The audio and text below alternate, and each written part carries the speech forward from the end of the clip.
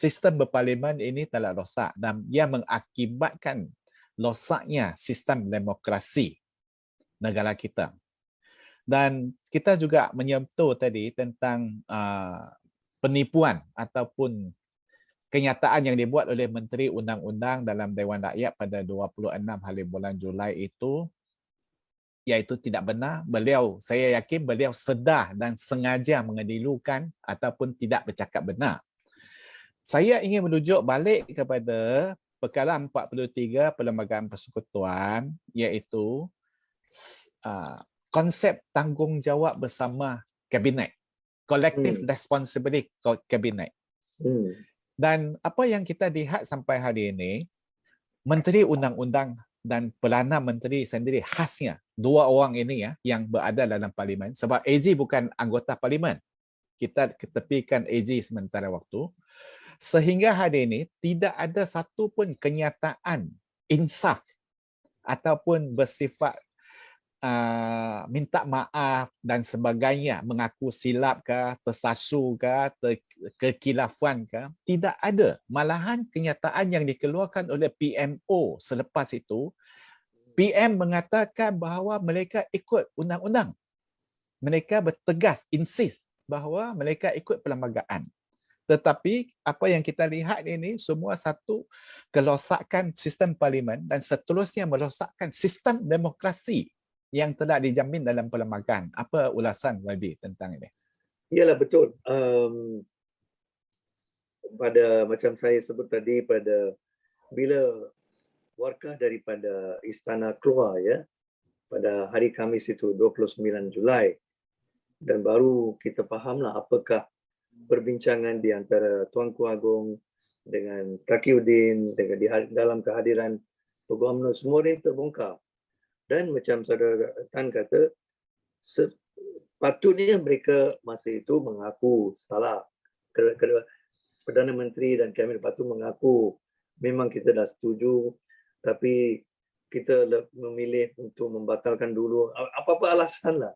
Tapi mereka tidak, mereka degil dan kata dan cuba mempertahankan pendirian mereka di bawah perlembagaan bahawa 40. pihak betul, apa perkara 40, pihak eksekutif ada kuasa untuk menasihatkan Agong untuk berbuat hampir semualah di bawah perlembagaan, termasuk pembatalan ordinans semua ini. Pihak eksekutif yang ada kuasa untuk menentukan. Bagi saya sebagai peguam dan ramai peguam, kita kena mengakui itulah, itu perkara 40 itu betul. Ini ialah sistem raja berperlembagaan. Ini bukan monarki yang tradisional itu masa Hang Tuah ya dan sebagainya. Ya, tetapi kita kena juga menerima. Tuanku Agong, bila Tuanku minta dan nasihatkanlah ya, buat satu pembentang ordinan ini dalam parlimen, bahas dan undi, lulus. Dan saya akan ikutlah apa-apa keputusan. Parlimen kata batal, saya batal lah, itu saja. Dia takkan berubah daripada keputusan parlimen. So apa yang eksekutif tak mau terima, dan ini yang kesilapan mereka. Apa yang Tuanku Agong minta diperuntukkan di dalam perlembagaan juga. Perkara 150. Ada jelas. Memang kerajaan boleh batalkan, boleh revoke, tetapi ada juga prosedur di sana untuk dibentang melalui usul di parlimen. So jadi bagi saya, apa yang Tuanku Agong minta kerajaan buat bukan satu di luar perlembagaan macam hasrat Tuanku Agong sendiri, tidak ada peruntukan, bukan. Dia minta satu yang ada di dalam undang-undang. Dan inilah menjadi isu ketegangan lah di antara istana dan kerajaan. Jadi di sini saya pun tak faham lah apa motif Perikatan Nasional ini mau ambil pendirian macam itu. Mungkin dia nampak macam dia takut buat apa-apa proses dalam parlimen yang akan akhirnya dengan ada undian. Look, nampak macam itulah. Dia takut sangat sampai dia sanggup gaduh dengan pihak istana. Satu, bagi saya tindakan politik yang kurang bijak lah ya. So itu yang berlaku. Dan so jadi perkara 43 ini penting sebab memang kabinet is collectively responsible lah, itu kepada parlimen, itu satu. Dan patutnya Perdana Menteri lah mesti ambil tanggungjawab untuk tindakan salah oleh Taqiyuddin dan pegawai menteri-menteri dia. Itu satu aspek. Tapi saya nak beritahu di sini, because dalam konteks sekarang ini, daripada 2 hari bulan Ogos itu sampai sekarang, kita ada perkembangan politik yang lebih serius.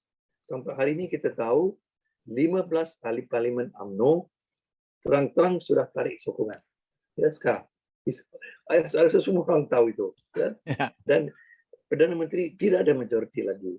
Dan tapi dia kata dia masih bertegas dia ada majoriti sampai 2-3 hari lepas. Ini pun saya nampak macam di bahasa Inggeris ada satu cerita Alice in Wonderland. Saya nampak macam Perdana Menteri dia duduk dalam satu tanah Alice in Wonderland lah. Dia mimpi ke? Mimpi. Ya, semua orang tahu. So,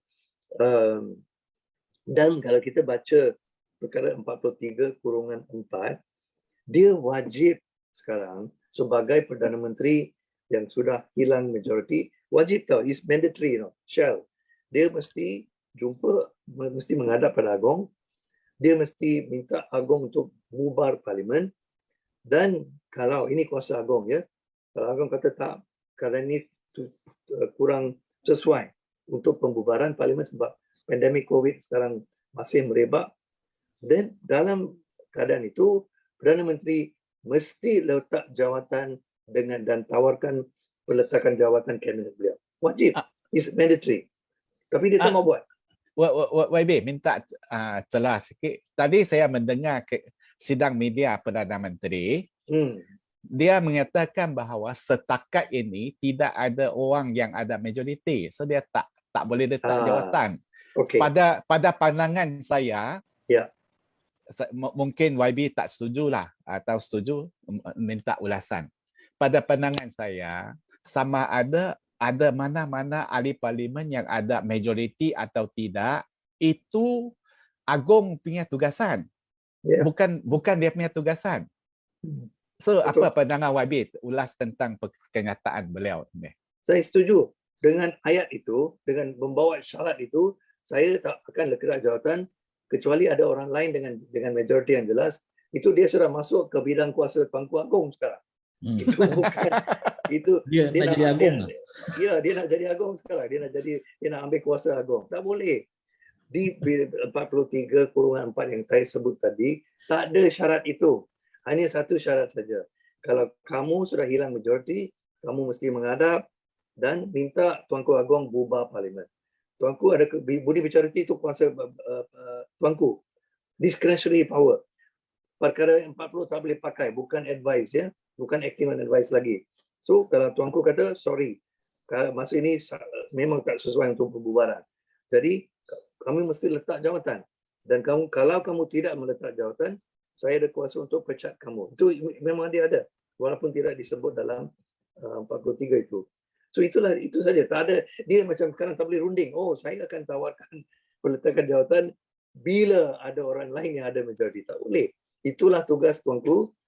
Tuanku akan menentukan lepas itu. Selepas Perdana Menteri undur, diletak jawatan ataupun dipecat, baru Tuanku akan melaksanakan tugas beliau di bawah perkara 43, iaitu panggil ketua-ketua parti dan kata, okey, sekarang manakah ada antara kamu yang mempunyai majoriti, sila bagi tahu dan buktikan majoriti, dan saya akan pertimbangkan sama ada layak untuk dilantik sebagai Perdana Menteri baru. Itu mesti bukan Perdana Menteri ini tak boleh tak syarat apa-apa syarat lah. Ya. Satu, dia hanya kena buat ikut perlembagaan saja. Ya. Sebab sebelum ini pun ada Menteri KPKT membidas kenyataan Agong kata kalau Agong tak tahu cerita sebenar, boleh hubungi pejabat Perdana Menteri sebelum buat kenyataan. Ini seolah-olah mempertikaikan kebijaksanaan yang di-Pertuan Agong kot. Macam mana YB tengok kenyataannya juga? Kenyataan Menteri KPKT adalah punca daripada satu pemahaman perlembagaan, dan dia pun bukan peguam lah, mungkin dia dapat nasihat, saya tak tahulah. Tapi bagi saya nasihat itu memang tak betul, tak tepat. Iaitu bukan semua yang ditentukan oleh perkara 40. 95% ialah betul. Kuasa eksekutif menasihatkan Agong, Agong kena buatlah, kena ikut itu. Tapi di perkara 43, Agong ada kuasa dia. Dan seperti saya sebut tadi, bila Agong nasihatkan, buat usul bincang ordinan darurat ni di dalam parlimen, peruntukan itu ada di bawah 150. Tapi so bagi saya, apa yang diminta, kalau Menteri KPK kata ini sudah lari daripada perlembagaan, I think dia sudah dapat nasihat yang salah lah. Ya, peruntukan itu ada. Agong hanya minta apa yang sedia ada dalam perlembagaan. Kalau macam ini, YB Selayang dengan YB Sungai Buloh kena offer lah, tawarkan khusus Ya, kefahaman perlembagaan kepada semua menteri-menteri daripada Perikatan Nasional supaya tidak berlaku kesilapan ataupun salah faham lagi lah, supaya mereka lebih memahami semangat perlembagaan dan juga semangat rukun negara. Okey, kita saya sanggup bagi kursus itu percuma, tak ada bayaran. cuma